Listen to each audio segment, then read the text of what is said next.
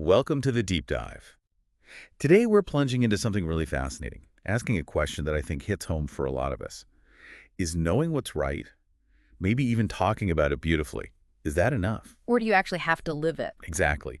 And we're looking at this through the lens of a truly paradoxical figure, a man who you could argue was maybe the greatest student, the greatest preserver of Stoicism, yet somehow could never quite fully embody its core ideas himself. Yeah, we're talking about Marcus Tullius Cicero, a giant of ancient Rome, often called Stoicism's fellow traveler. And our mission today is really to unpack that complicated relationship he had with the philosophy. Right. We'll trace his life, which was incredibly ambitious, and see it through those Stoic ideals he wrote so much about. Why did this brilliant man fall short of the virtues he championed?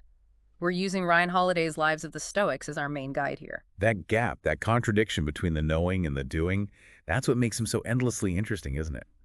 So let's start at the beginning, his early life. Okay, so Cicero, born 106 BC, not in Rome, but in Arpinum, a provincial town. And straight off, he wouldn't call himself a Stoic. He wasn't one, technically. But his connections were deep, weren't they? Incredibly deep. He was taught directly by Posidonius, a major Stoic thinker. And get this. The blind Stoic philosopher Diodotus actually lived in Cicero's home for years. Lived there. Lived there, died there, and left his entire estate to Cicero. Wow, okay, so that's more than just casual interest, but you're saying despite all that immersion, he didn't practice it. That's the paradox. It's really striking. He even called Stoics the only true philosophers in his own writings, the Tusculan Disputations. Yet the source is pretty clear. He could never convince himself to actually live by the principles. He was sort of adrift, a man without a party, lacking that core strength, the courage, the character that his really turbulent times demanded. And it was a turbulent time, wasn't it? Political chaos, populism. Absolutely. The first century BC was rough, a fraying empire. And Stoicism, well, it demands that inner fortitude, that character. Cicero studied it, admired it, but didn't fully build it in himself. So if it wasn't Stoic duty driving him initially, what was it? What fueled that incredible ambition? His background tells us a lot. Wealthy family, yes, equestrian class, but not the old Roman aristocracy. He was an outsider in that sense. Right. So unlike some early Stoics drawn to public life out of duty, Cicero's big inspiration seems to have been, well, upward social mobility. Be getting ahead. Pretty much. His role model early on wasn't some philosopher king, it was Marius, another guy from Arpinum, an upstart who grabbed immense power through pure, raw ambition, not birthright. I remember reading that friends even suggested he change his name, Cicero, because it means chickpea. Exactly. They thought it sounded too common, too provincial. But Cicero, showing that ambition early, supposedly vowed he'd become so famous that his family name, chickpea and all, would outshine any noble lineage. He and Marius became these novi homines, new men, first in their families to crack the Senate. And this, I think, is a really key insight for us, right? This early choice, ambition over inherent virtue. It kind of set the stage for his whole life's tension. Even though he later studied the philosophy that argued against exactly that. Precisely. It shows how powerful those initial motivations can be.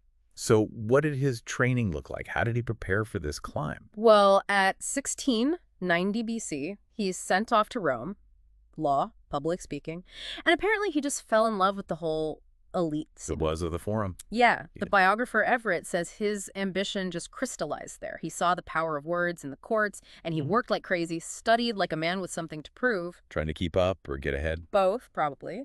Supposedly churning out 500 lines of verse a night, like Chrysippus. He saw philosophy, literature, not just as interest, but as tools. A way to get ahead. The vehicle for realizing his potential, as the source puts it. And he was networking too, meeting other ambitious young guys, including a kid 6 years younger, Cassius Julius Caesar. Wow. Small world. He definitely curated his story, though, made it sound like a perfect progression. How so? You know, study with Philo at 18, win some big cases, write a book on rhetoric at 20, off to Athens, then Rhodes to study Stoicism with Posidonius, where naturally, genius recognized genius. It's impressive. He comes back at 29, transformed, a new man. But the source makes a sharp point. He listed attributes, accomplishments, not convictions. Oh. Which raises that critical question.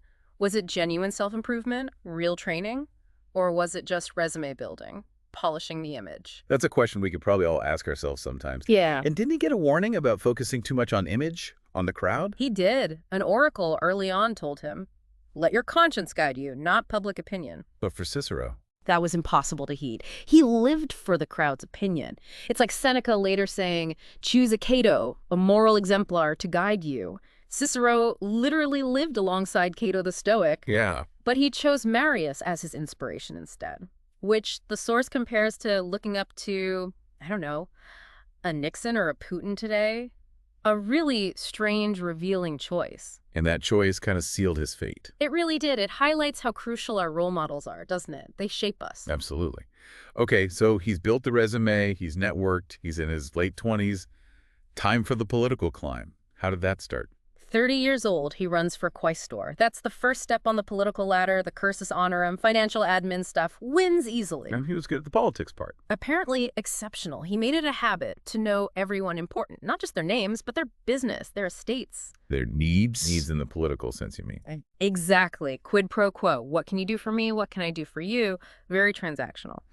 The source says he was the best politician in a generation, but his compass was pointing very differently than a Stoic's would. Not exactly focused on the common good in the purest sense? Not primarily, no.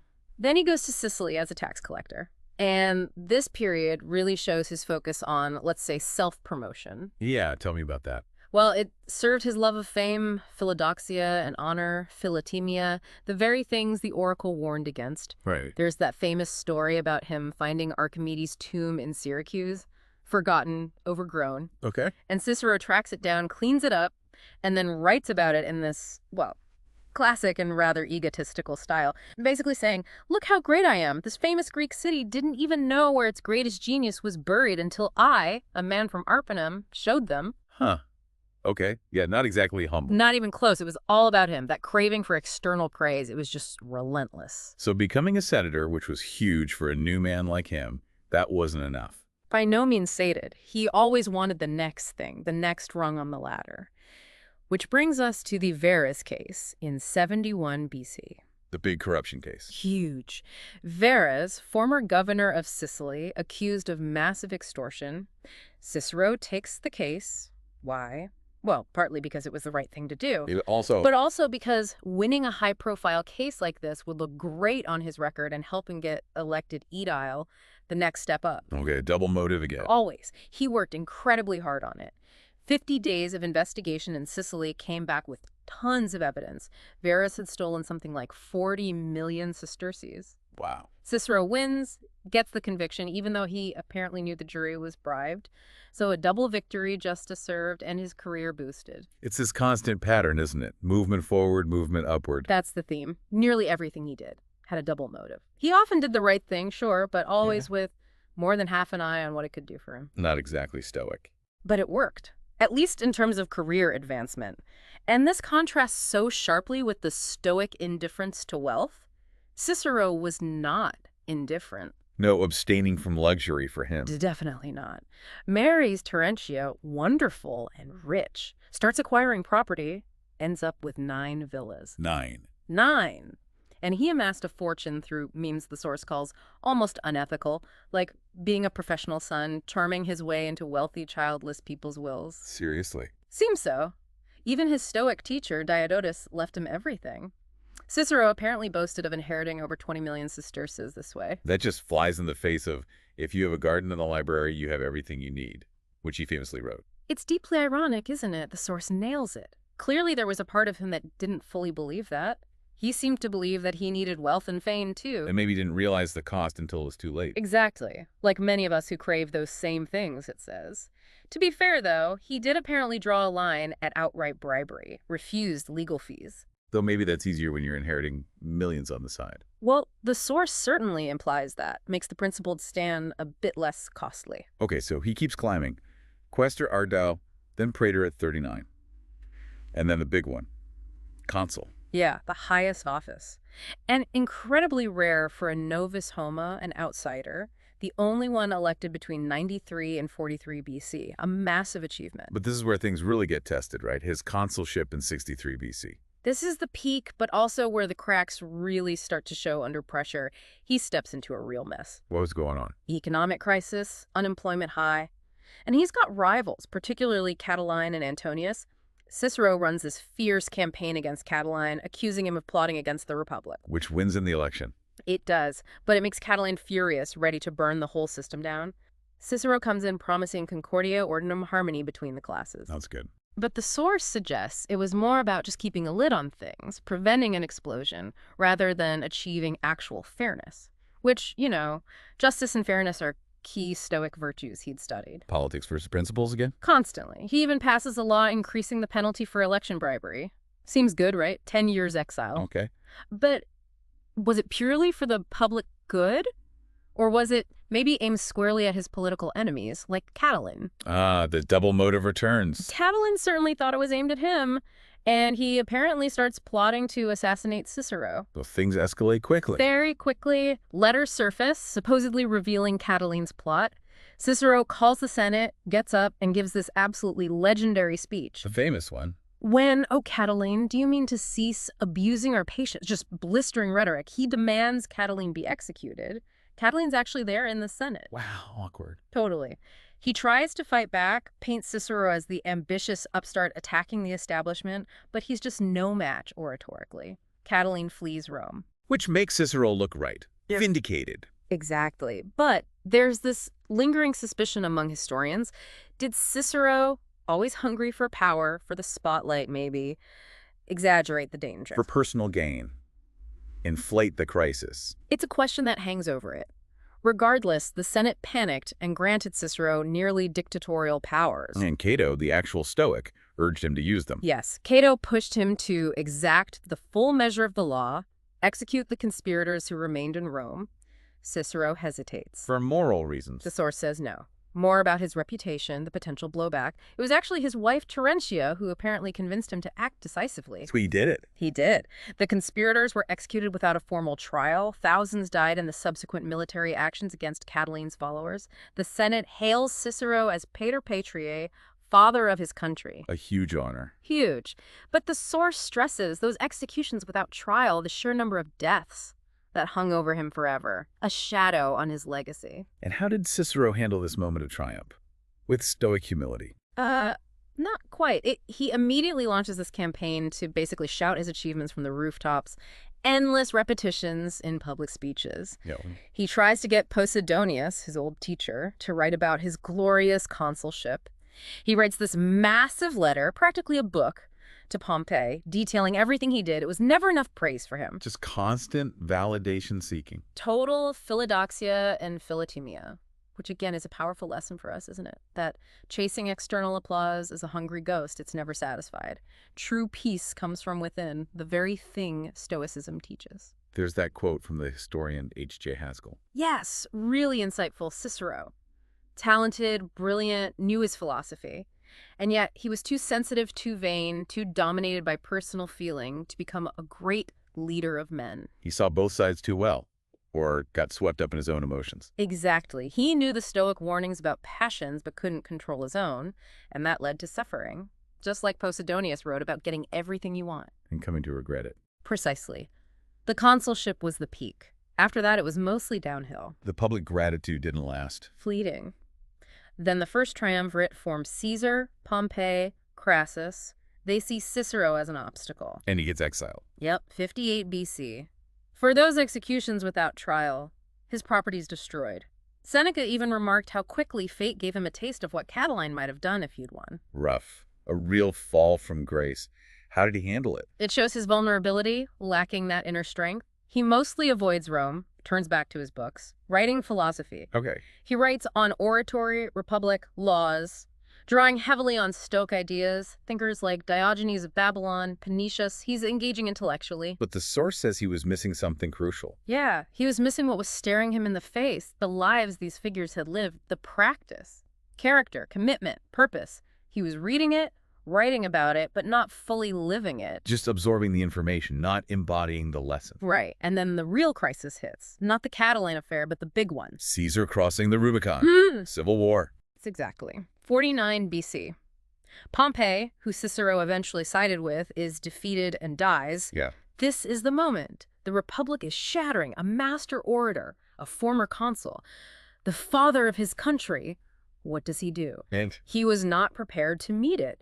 It's tragic. He'd wasted himself on the wrong crisis, pouring all that energy into the Catiline affair, and now, facing the real meltdown, he was impotent, spent. he didn't step up. Inexplicably, he turns down a command for the Republican forces. He just falters. Why do you think that was? Was it just fear or something else? The source implies a deep lack of conviction, maybe cowardice. It's a stark contrast to Cato, The Stoic? the Stoic, who wrote less but lived the ideas. Cato fought. Cato died for the Republic, became a martyr. Cicero writes a eulogy for him, but he censors himself in it, afraid of angering Caesar, who is now in charge. Ouch, that says a lot. It really does. Both Cato and Cicero cared about what was right, but Cicero cared about himself a little bit more. Cato believed in courage. Cicero believed in not getting killed. Which brings up that Stoic question again.